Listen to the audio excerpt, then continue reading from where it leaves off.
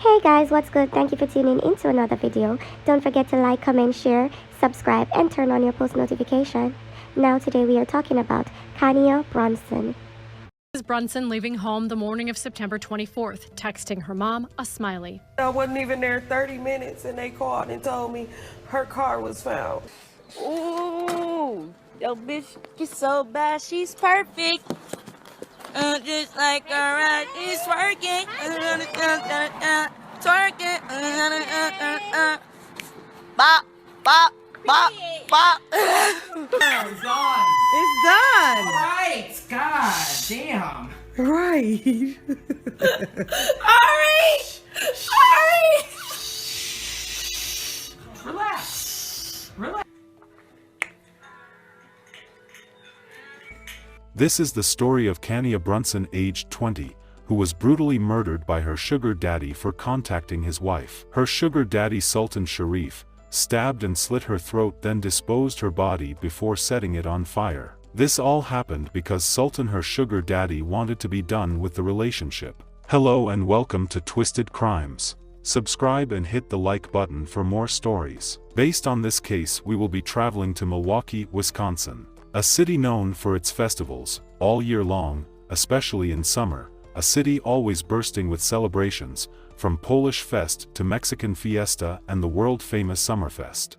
Kania Brunson, age 20, was described as a lively, friendly, down-to-earth, pretty young lady who is a joy to be around. Kania Brunson's mom calls her daughter her best friend. Kania wanted to be an orthodontist or a vet, later learning she was good at making others look good, so she enrolled in beauty school. Kania, age 20, was seeing Sultan Sharif, age 53, before her untimely death. Sultan, who was happily married, decided that he wanted to end the relationship, but the young lady was not ready for that to happen yet. On September 24th, Kania met up with Sultan Sharif, the married man she had been dating, but it wasn't just like any other day. Sultan had other plans.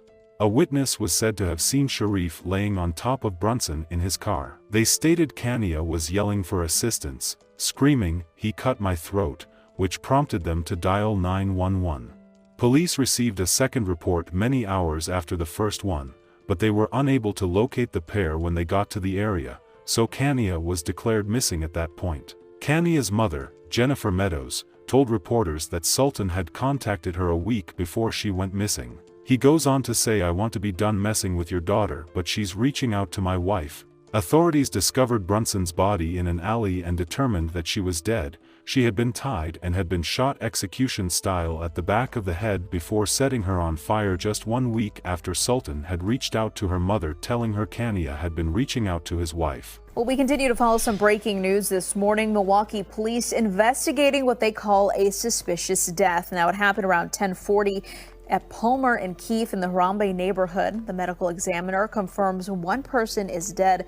Police are asking anyone with information to give them a call. I just pray. I don't never want to let nobody ever feel this type of pain. Family and friends united by pain, gathering to grieve the loss of 20-year-old Kania Brunson. It's terrible that we have to do this. I would have never thought that I would be burying my daughter before she buries me. Brunson's parents say she could light up a room with her smile. She loved helping others. Her father tells me she just signed up for CNA classes. She wanted everybody to stay close and wanted a lot of things out of life. She was going for it. Dreams cut short. Police say Brunson, the victim of a homicide. Police say they found her body near North Palmer. Her father tells me her abandoned car was found about a mile away from here. Here, where police made the discovery. A week later, all that remains, flowers left by a stranger to Brunson. It's just terrible that someone could go through that, and then to know that they probably went through it by themselves and not had me or her brother or my husband or anyone that she knew that could be there, you know, at a time like this. So I wasn't going to stop until I find out who did this to my daughter. It would not take long before police was able to connect Kania's death to Sultan. Police said Sultan contacted his brother-in-law Johnny Hopgood after the murder, to help dispose the body. Sharif's wife claimed her husband was with her on the day of the murder, but investigators said video evidence proved it was a lie. Sharif and his brother-in-law Johnny Hopgood were charged with Brunson's death, and each faces homicide charges. Sharif was charged with first-degree homicide and mutilating a corpse, while Hargood was charged with mutilating a corpse and aiding a felon. Bond for Sultan Sharif is $500,000 and for Johnny Allen Hopgood it's $50,000. Both are due back in court next week. Criminal charges filed this week, 1 month after the life of a 20-year-old Milwaukee woman came to a violent end. CBS 58's Michelle Fiore sat down with the victim's parents today, and she joins us now live in the studio. Michelle. Bill, Kania Brunson's mom calls her daughter her best friend. 2 men face charges, but the criminal complaint points to lies others told, and for that, Kania Brunson's mom is pressing ahead. Kania Brunson turned 20 in June, a joy to be around. She can make you smile right away.